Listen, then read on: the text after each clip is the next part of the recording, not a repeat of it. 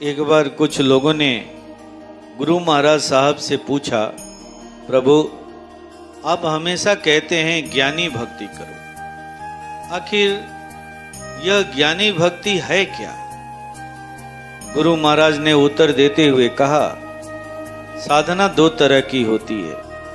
पहला रूप की साधना और दूसरा है स्वरूप की साधना। रूप बाहरी होता है और उस रूप के अंदर एक दूसरा रूप है जो स्वरूप कहलाता है। रूप की भक्ति होती है और स्वरूप का ज्ञान होता है। स्वरूप के ज्ञान के बाद जो भक्ति पैदा होती है वही ज्ञानी भक्ति कहलाती है। स्वरूप का बगैर ज्ञान हुए जो भक्ति होती है वही अंध भक्ति कहलाती है। यह भक्ति बार बार टूटती है, खंडित होती है, पर ज्ञानी भक्ति कभी नहीं टूटती। परम पूज्य गुरुदेव कहते हैं कि स्वरूप भी तीन तरह का होता है। पहला है सूक्ष्म स्वरूप, दूसरा है कारण स्वरूप, तीसरा है महाकारण स्वरूप। इन तीनों के अलग अलग तरंग हैं, अलग अलग स्पंदन हैं। हमें इन्हीं का ज्ञान करना है। अक्सर लोगों के अंदर में इस बात को लेकर भ्रम रहता है कि जब स्वरूप का ज्ञान हो जाता है तो रूप गायब हो जाता है, उसका अस्तित्व मिट जाता है, पर ऐसा नहीं है। अगर कहीं ऐसा हो रहा है तो आपकी साधना गलत दिशा में जा रही है। जैसे जैसे स्वरूप का ज्ञान बढ़ेगा वैसे वैसे रूप के प्रति श्रद्धा बढ़नी चाहिए। रूप से ही तो रिश्ते चलते हैं। जब रूप के प्रति उदासीन हो जाओगे या दूसरा रूप तलाश करने लगोगे तो फिर रिश्ता कैसे चलेगा?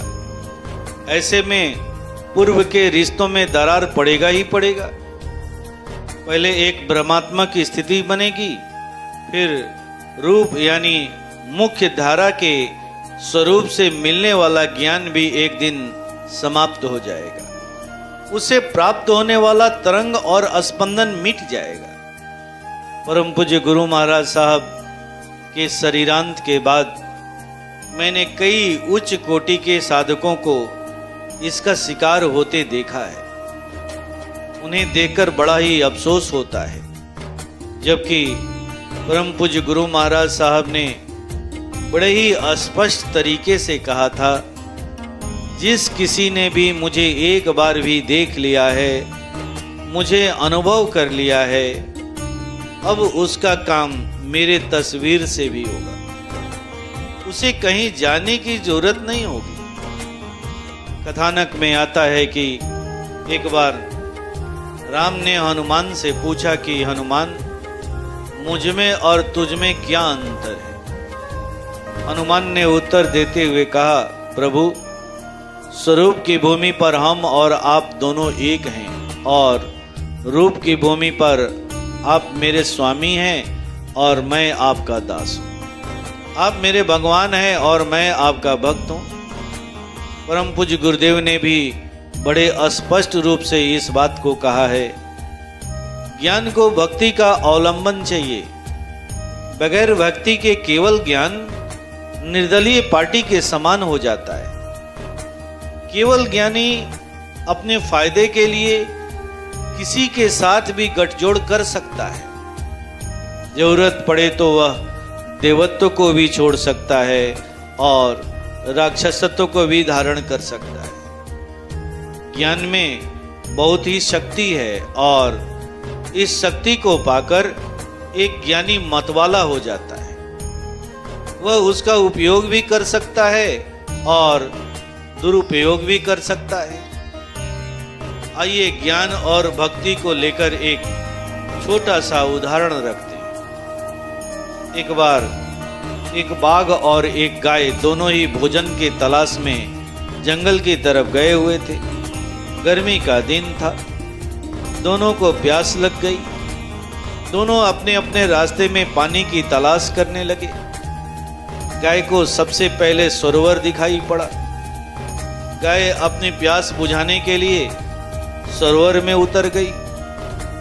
उसे यह पता नहीं था कि सरोवर के किनारे दलदल भी है।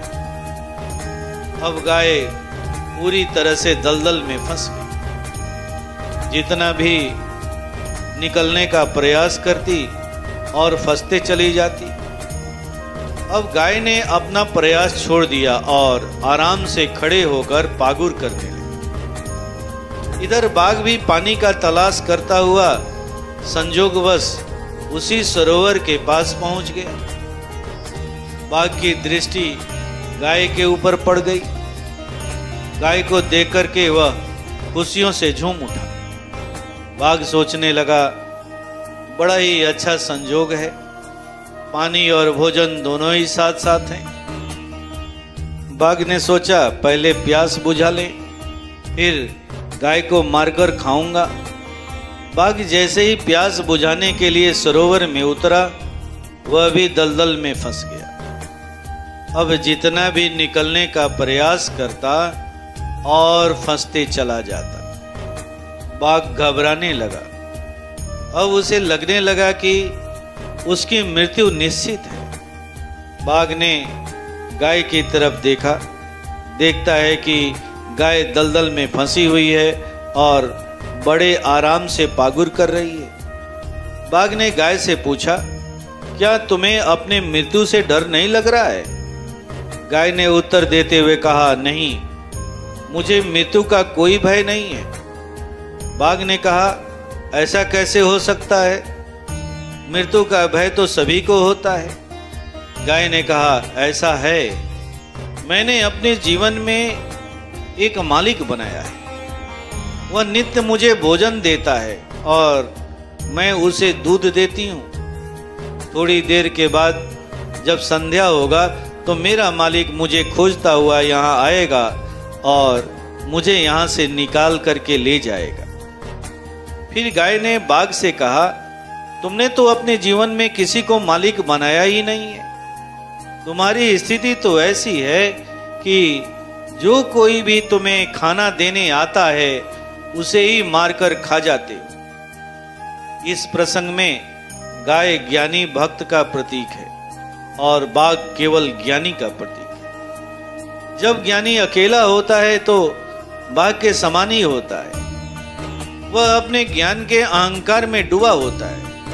वह निर्दलीय पार्टी के उम्मीदवार की तरह होता है। निर्दलीय पार्टी के उम्मीदवार कैसे होते हैं? तो वह अपने शक्ति के बल पर इलेक्शन तो जीत जाते हैं, लेकिन जीतने के बाद वह अपने फायदे के लिए धर्म अधर्म की बात नहीं सोचते। अधर्मी भी उन्हें धर्मी दिखाई देने लगता है। उसका कोई अपना सिद्धांत नहीं होता। ऐसा नहीं है कि एक ज्ञानी भक्त के पास ज्ञान की शक्ति नहीं होती है, लेकिन वह अपने ज्ञान को हमेशा भक्ति का अवलंबन दिए रहता है। यह भक्ति हमेशा उसके ज्ञान को सुरक्षा प्रदान करते रहती है, कभी भी गलत दिशा में नहीं जाने देती। परम पूज्य गुरु महाराज साहब तो यहाँ तक कहते हैं कि एक ज्ञानी जब मुसीबत में पड़ता है तो अकेला हो जाता है, पर जब एक ज्ञानी भक्त मुसीबत में पड़ता है तो उसके साथ उसके गुरु भगवान साथ खड़े होते हैं। उस गाय के मालिक की तरह उसे ढूंढ निकालते हैं और उसकी नैया पार लगा देते हैं। उसे कहीं भी फंसने नहीं देते। जब ज्ञान को भक्ति का अवलंबन दोगे तो वह परमात्मा से हाथ पकड़ा देगा। कबीर साहब ने भी तो इसी बात को कहा है, मन निर्मल भया जैसे गंग का नीर, हरि दौड़े पीछे पीछे कहत कबीर कबीर। ओम शांति।